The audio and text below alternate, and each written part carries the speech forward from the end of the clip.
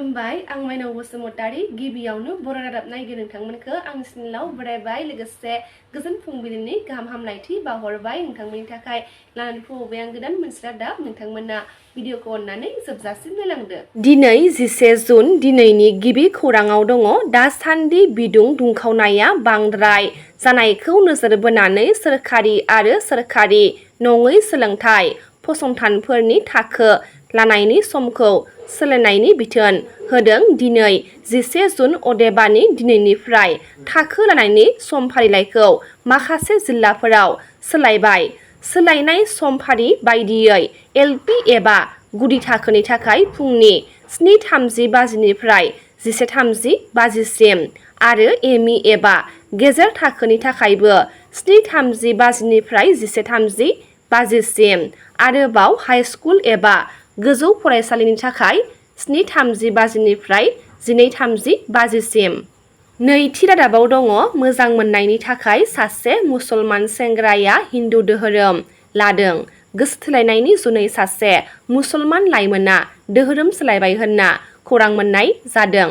हिन्दु सिख्ला मोजां मोननानै जुलि लानो थाखाय सिलचरनि तानबीर आजिज लक्सरा मुं सोलायनानै तानबीर शर्मा जाबाय होनना खौरां मोननाय जादों। थामथि रादाबाव दङ मोनसे दुखुनांथाव रादाब इन्दरनि राजा रघुबंशीखौ बुथारनो 20 लाख रांनि बुथारग्रा सुबुंखौ भारायाव लादोंमोन। राजा रघुबंशीनि बिसि सनम रघुबंशीया मख'नो गोनांदि गुवाहाटीयाव फैनानै फिसाय राजा रघुबंशीखौ बुथारनायनि सोलो खालामदोंमोन। सनम रघुबंशीया राजा रघुबंशीखौ बुथारनायनि एनिफ्राय जेसिम सोलो बाहायनायनि सिमान जादों बिसि सनम रघुबंशीया।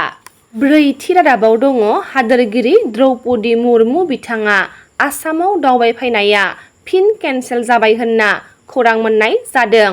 मख'नो गोनांदि हादोरगिरि द्रौपदी मुर्मु बिथाङा गाबोन एबा 12 जुनखालि आसामाव दावबायफैनायनि बाथ्रा दङमोन नाथाय माखासे जाहोननि थाखाय हादोरगिरि द्रौपदी मुर्मु बिथाङा आसामाव दावबायफैगोना केन्सेल जाबाय होनना खौरां मोननाय जादों। बाथि रादाबाव दङ आसामनि आसा मावफारियाफोरनि थाखाय मोनसे गोजोनथाव खौरां। आसामनि 33,656 आसा मावफारियाफोरनि थाखाय गाहाम खौरां। दान बान्थाया 3,000निफ्राय 4,000 रांसिम बांबाय।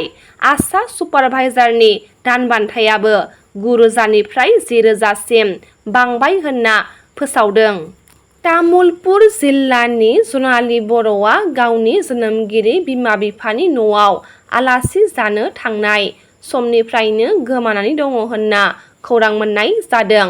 तामुलपुर जिल्लानि सिङाव थानाय गरेस्वर ओनसोलनि थांगाबारि गामिनि फिसाय बिष्णु बर'नि बिसि जनालि बर' 42 बोसोर बैसोनि 3 गथ'नि बिमाया गावनि जोनोमगिरि बिमा-बिफानि न'आव आलासि जानो थांनाय समाव थांनाय 27 मे खालारनिफ्राय गोमानानै दङ होनना खौरां मोननाय जादों। बेनि थाखायनो जनालि बर'खौ सोरबाफोर बहाबा नुसनबायोब्ला जानबुं अनजिमा 8753862339 जानबुं अनजिमायाव खौरां हरनो खावलायदों दुखुथिया नखरा। खाम्फा बरगयारिया बिपिएफ हानजानि सायाव गोख्रों बाथ्रा बुंथिनायखौ नुनो मोननाय जादों। हाग्रामा महिलारिया रावनिबो खोथा खोनासंग्रा सुबुं नङा, रावनिबो सुबुरन्थाइ लाया। हाग्रामा महिलारिया रायजो राजानि मोजां गाज्रिखौ साना।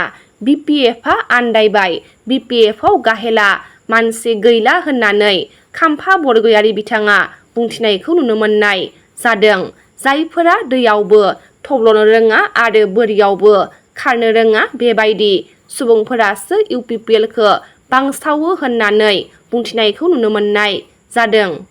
सावस्रि मिरुआव डाक्टार गैयैनि जाउनाव सासे नुरुल हक 30 बोसोर बैसोनि सेंग्रानि जिउआ खहा जादों होनना खौरां मोननाय जादों।